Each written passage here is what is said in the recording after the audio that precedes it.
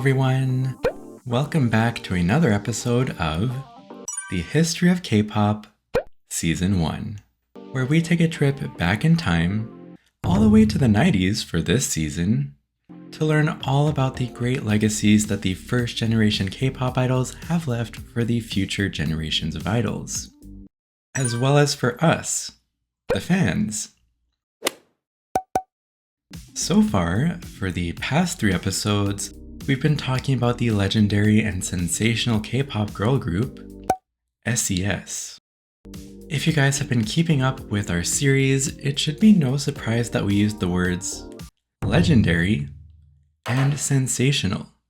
I mean, from how we introduced the group and how SM Entertainment planned and prepared S.E.S's debut, as well as all the record-breaking records,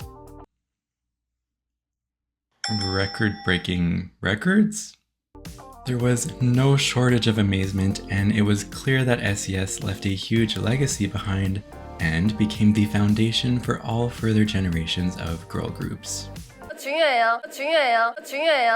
And in today's episode, we're going to wrap up our story on S.E.S by talking about their disbandment period, how their Japanese promotions went, and we'll finish up with their much anticipated reunion.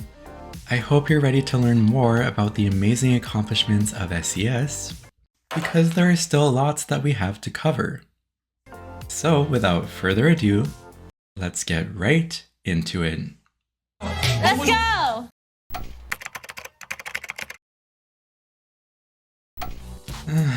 Yeah, we know the title of this section isn't really exciting for anyone, but the end of S.E.S's 5th album promotion didn't mean the end of their career altogether. So it might be worth taking a look at what happened after that point in time. Let's begin! After wrapping up the promotions for their 5th album, the S.E.S members headed into an individual promotion phase in May of 2002. During this time, Eugene started her career as an actress, #Penthouse, and Shu participated in musicals and other albums. However, Bada did not appear to participate in activities at this time. And not too long after, the 3 members participated in the SM Town summer album released on June 10th, 2002, and they filmed their last commercial as a group with label mates Shinhwa in July of 2002. Hint hint. This won't be the last time Shinhwa is mentioned in this series.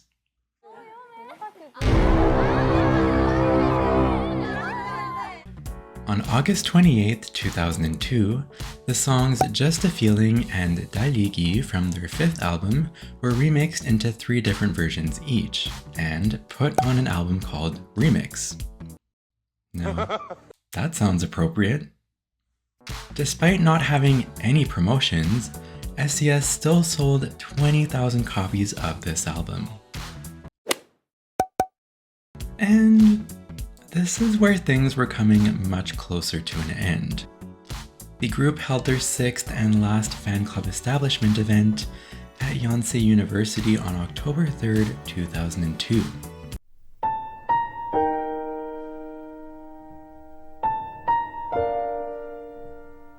S.E.S sang several songs at the event and enjoyed a good time spent chatting with their fans, but this was unfortunately their last friendly gathering with their fans and as a whole group. The group ultimately released their final album as a group on November 21st, 2002, titled Friend.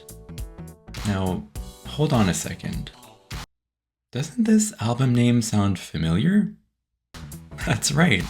If you guys remember from our first episode on S.E.S, Jingu, or Friend, is the name of S.E.S's fan club.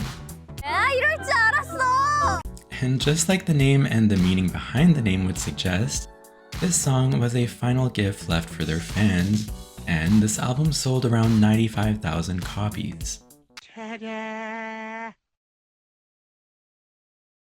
Not long after this, they attended Mnet's Music Video Festival on November 29th, 2002, where they won first place for the girl group music video category. And though they were also rumored to appear at the Golden Disc Awards and Seoul Music Awards that year, they ultimately did not attend those events. On December 19th, 2002, SM Entertainment officially announced that Eugene wanted to promote on her own outside of SM Entertainment, which more or less was interpreted as an official announcement for the disbandment of S.E.S. We're not exactly sure when, but it also looks like SM Entertainment announced through media that Bada had also decided not to renew her contract with them.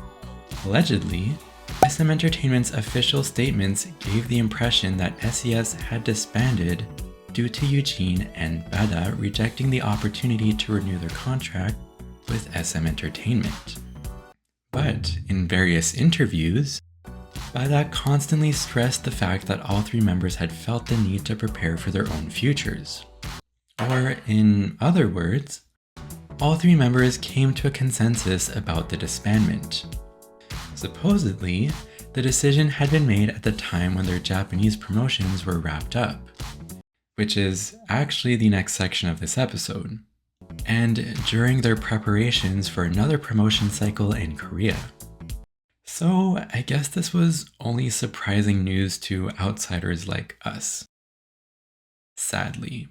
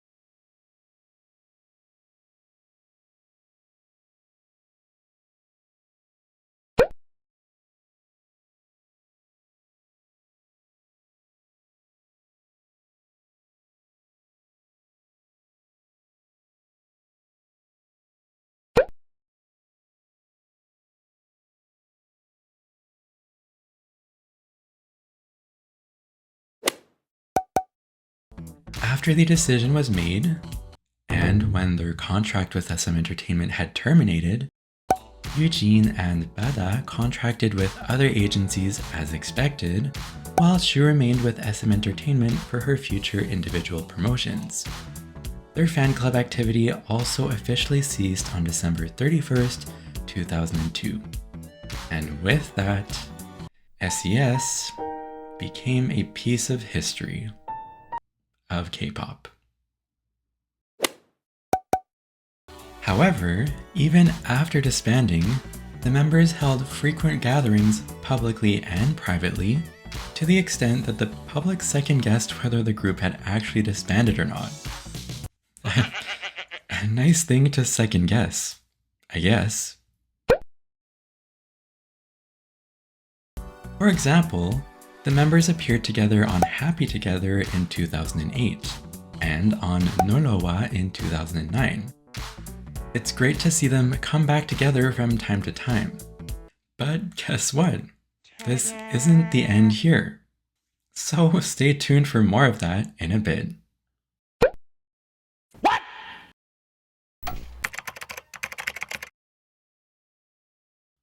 Now, we know this is a bit of a step backwards in terms of the timeline, but we believe this is an important topic to cover to understand what made and makes K-pop idols successful overseas in general.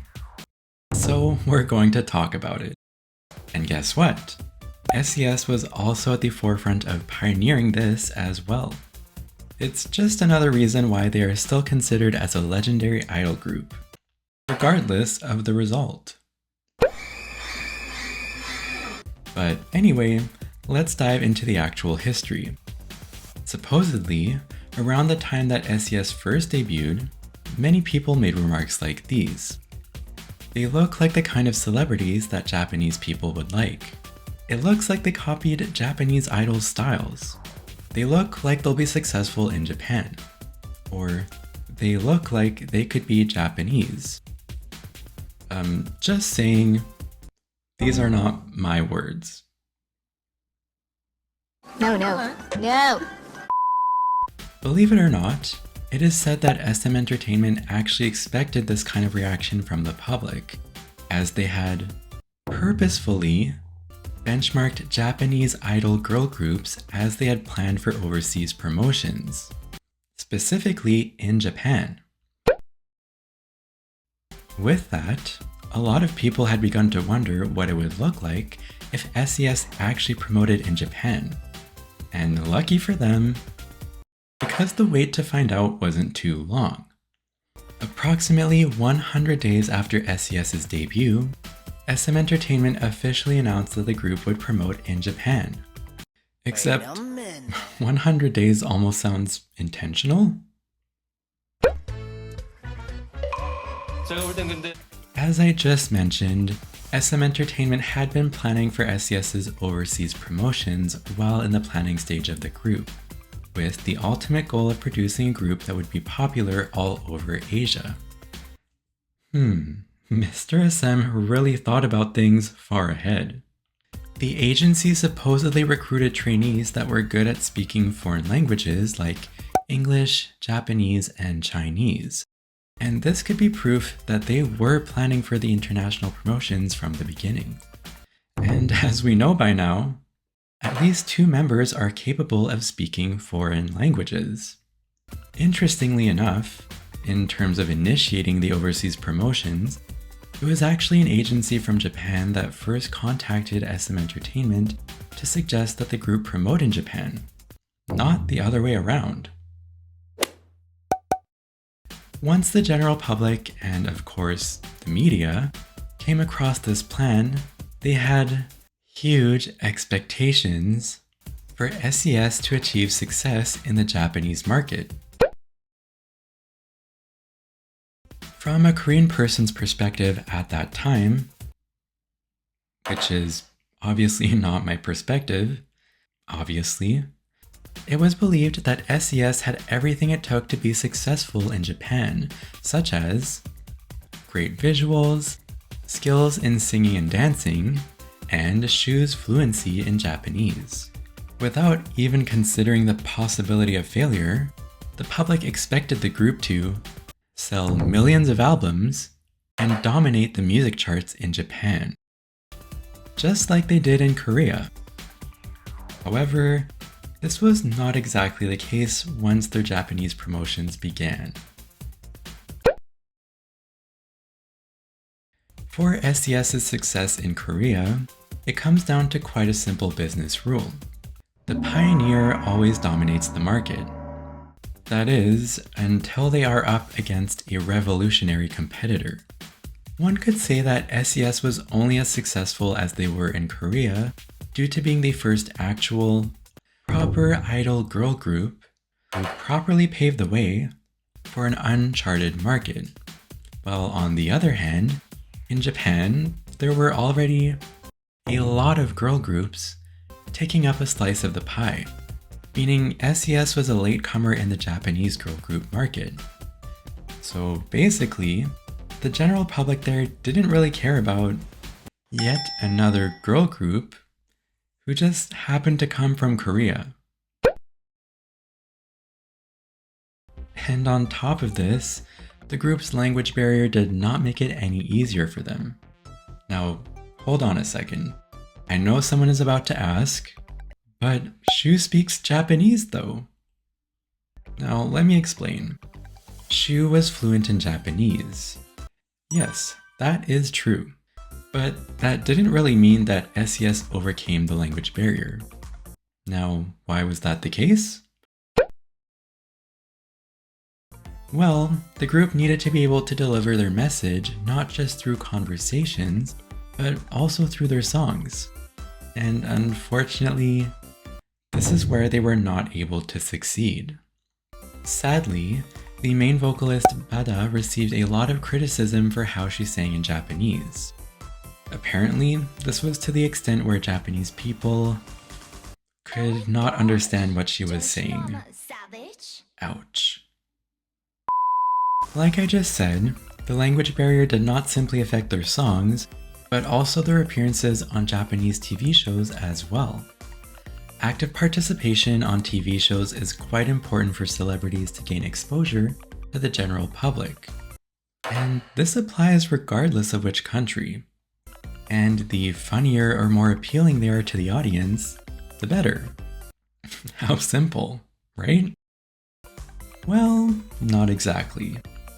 Unfortunately, only Shu was able to do this, and she was not exactly the member best known for her humor or intriguing conversations. Apparently, on Korean TV shows, Shu had been known to ruin or freeze the good mood that Eugene and Bada had created on several occasions. And I just want to say here again that this is not my opinion, but it's based on information we found in our research.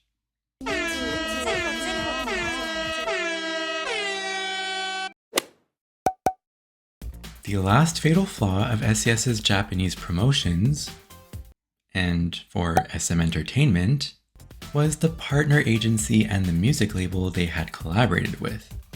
This choice was considered to be the biggest mistake that SM Entertainment made in this situation, based on what my researcher Jay and I discussed about various aspects that made S.E.S unsuccessful in Japan.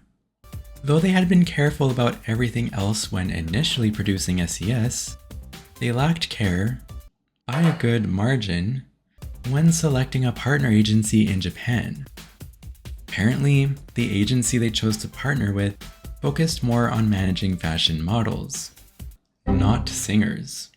This resulted in the agency not being able to advertise S.E.S properly and effectively in the Japanese market. And given how large the market is, advertisement and exposure is critical for successful promotions.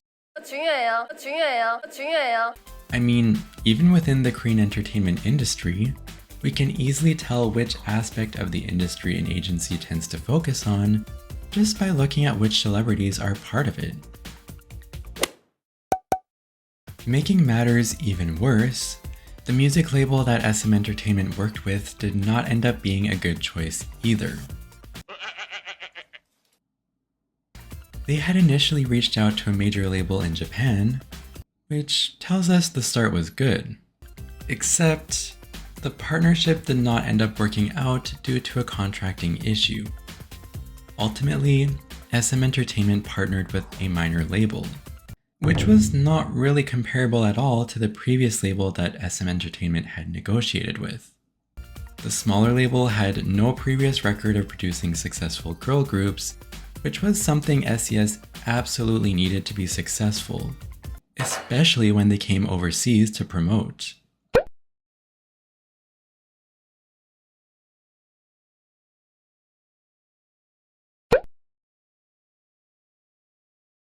Though a contract with the previous major label may not have guaranteed them success, an incapable music label only made their situation worse. With all of these factors combined, the overall result of S.E.S's Japanese promotions was far below what the group, SM Entertainment, and the Korean public had expected. The lack of proper support and advertisement in Japan from the partner agency and music label ultimately made S.E.S another run-of-the-mill average girl group in Japan, rather than helping them overcome the barrier of being a latecomer in the market. I'm not gonna lie, it's quite shocking to hear S.E.S being described as an average girl group. I mean, come on, this is S.E.S.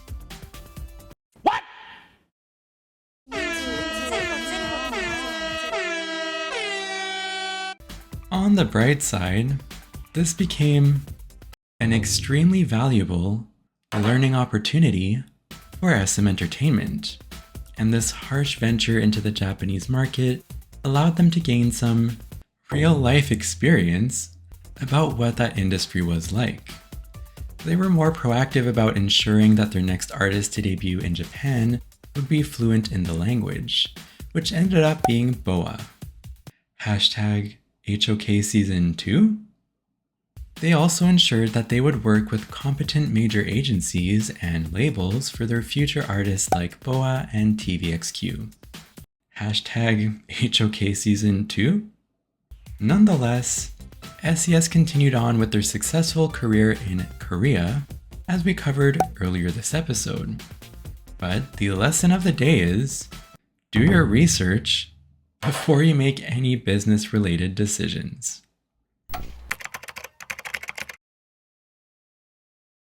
Alright, let's get straight to the point.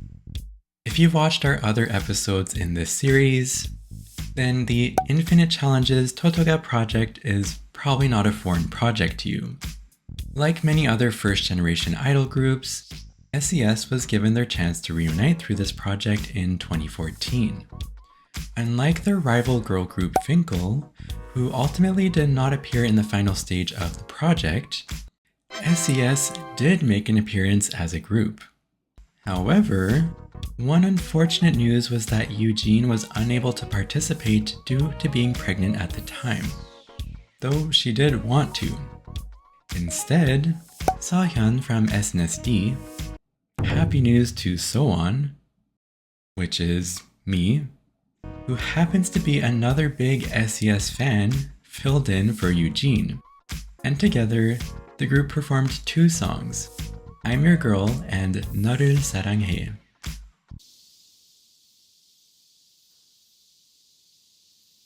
However, this would not be the last time that S.E.S got the opportunity to reunite. 2017 marked their 20th year anniversary, and together, the members undertook a new project to celebrate the milestone. They released an album on January 2nd, 2017, to celebrate the group's 20th anniversary since their debut, and it was carried out in complete secrecy. But with Mr. SM himself being part of the planning, of course. They partook in long discussions, but fortunately they all agreed to reunite for this project. And the album included two title songs, Remember and 한폭의 그림, or Paradise. On top of that, S.E.S had planned various other promotional activities, including concerts, which are always welcomed. But they did not officially announce whether these were anniversary promotions or ongoing promotions. But still, it sure sounds like the reunion was planned just as well as their debut. On November 28, 2016, the group first released Love Story, written like what you just saw on the screen, as a digital single before the release of the actual album, which was a remake of the title song from the album they released in 1999. So, I guess that square bracket means remake? Though it did not achieve the amazing, or unbeatable, results of their old days, it was definitely a memorable song and album for their fans. For these promotions, S.E.S also filmed a reality show called Remember I'm Your S.E.S. That sounds very familiar, which portrayed the group's progress towards their much-anticipated reunion comeback. The show had a total of 10 episodes which followed the members as they recorded their new song, held meetings, filmed their music video, and reminisced about moments from their past promotion days. Oh dear memories. Additionally, S.E.S held concerts on December 30th and 31st, 2016, for which the tickets sold out in just 2 minutes. Now, that is crazy for a 20-year-old group. And if that wasn't cool enough, they actually donated 20% of the profits to charity. Tá bom! Tá bom! On December 17th, 2016, they also had their official first comeback stage at Yoo Hee-ul's sketchbook. And in case you weren't sure, the project was completely managed by SM Entertainment. Overall, they only managed to sell just under 6,400 copies of this album, but obviously, this album was sold after streaming had become a thing. Don't be disappointed though, as this actually holds the record for being the first 20th anniversary album released by a girl group. They certainly deserve that achievement after all their hard work.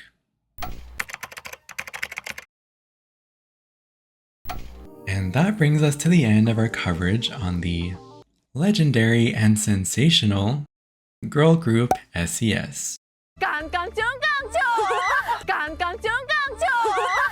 We definitely went on a whole journey with them over the last few episodes, but that allowed us all to appreciate what they achieved, right? While there may have been girl groups who exceeded the accomplishments of S.E.S since then, no girl groups who debuted after them have been able to escape the massive influence and legacy of S.E.S. I'm sure we can all agree, right?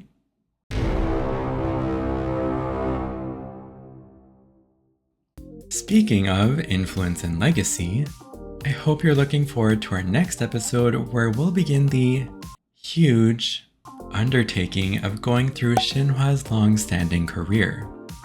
Stay tuned because there's a lot to get into, and we really mean it this time when I say a lot. For real.